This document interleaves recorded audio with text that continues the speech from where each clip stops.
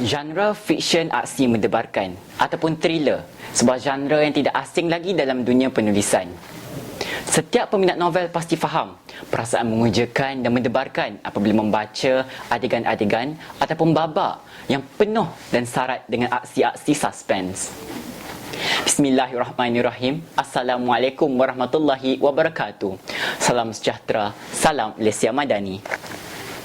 Saya Muhammad Adlan bin Muhammad Yusof, pelajar tingkatan 5 dari SMK Pasir Gudang. Saya juga merupakan seorang ahli dalam unit SLB dan merupakan pengerusi bagi unit pengawas pusat sumber. Saya juga telah dinobatkan sebagai ikon slide ataupun skim lencana anti dadah bagi tahun 2023.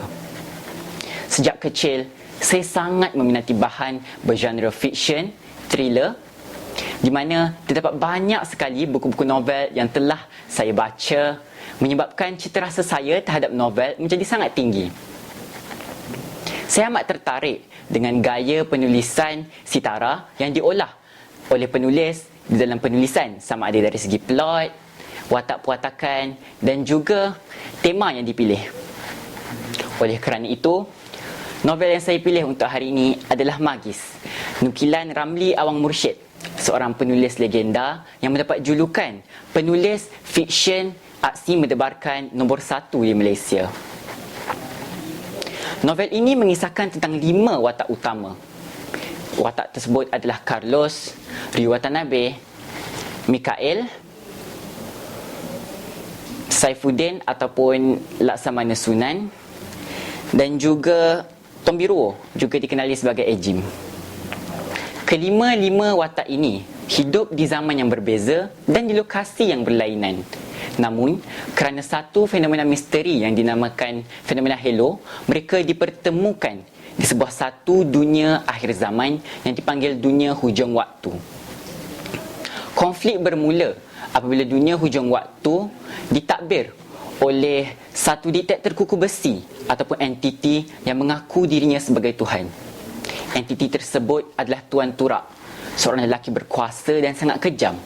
Beliau mempunyai banyak kelebihan supernatural, sebagai contoh menghidupkan orang yang sudah mati, menumbuhkan anggota badan yang putus, serta menghancurkan dan membinasakan mana-mana wilayah ataupun kota yang enggan akur atas perintahnya. Kelima-lima karakter ini memasuki gerbang Halo dalam dunia hujung waktu, tetapi mereka masih terpisah ke beberapa lokasi yang berbeza. Pertama, Ejim ataupun Tombiruo tiba di satu kota yang dinamakan Kota Turkus.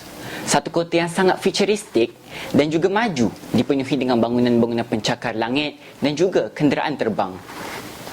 Kota Turkus dahulunya enggan akur dan tunduk atas perintah Tuan Turak.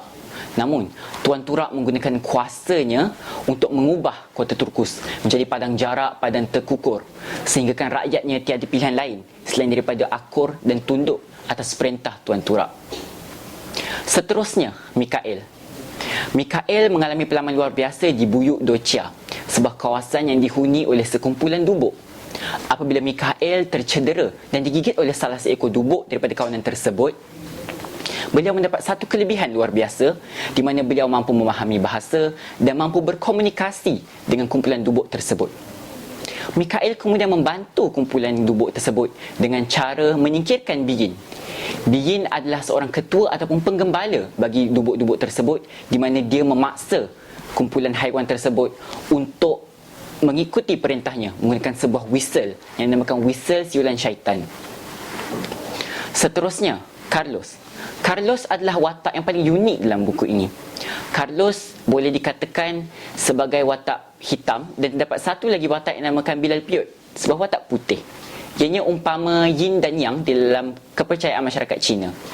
Carlos dan Bilal Piut sebenarnya adalah dua personaliti berbeza yang dicipta di dalam minda seorang lelaki bernama Amran yang menghidap penyakit mental, krisis identiti. Sepanjang penceritaan dalam novel ini, watak Carlos dan Bilal Piut sentiasa berubah-ubah, merebut kawalan ke atas badan Amran. Seterusnya, Ryu Watanabe yang tergelincir dan terperosok ke dalam bandar bawah tanah yang dikenali sebagai Derinkuyu. Derinkuyu dihuni oleh sekumpulan manusia yang dipanggil orang Memalik dan diketuai oleh lelaki yang bernama Adib. Orang-orang Memalik adalah satu-satunya kumpulan manusia yang masih menentang Tuan Turak, menyebabkan mereka sentiasa diburu dan terpaksa bersembunyi di dalam kota bawah tanah di Dengkuyu. Akhir sekali, Saifuddin ataupun Laksamana Sunan. Saifuddin bergerak daripada Buyuk Bulsinatur menuju ke Buyuk Docia, di mana beliau bertemu dengan Syekh Tauban, seorang penjaga masjid. Menurut Syekh Tauban, masjid yang dijaganya adalah satu-satunya masjid yang masih bertahan dalam dunia hujung waktu ini. Babak kegemaran saya adalah ketika konflik ataupun kemuncak klimaks bagi penceritaan dalam novel Magis ini.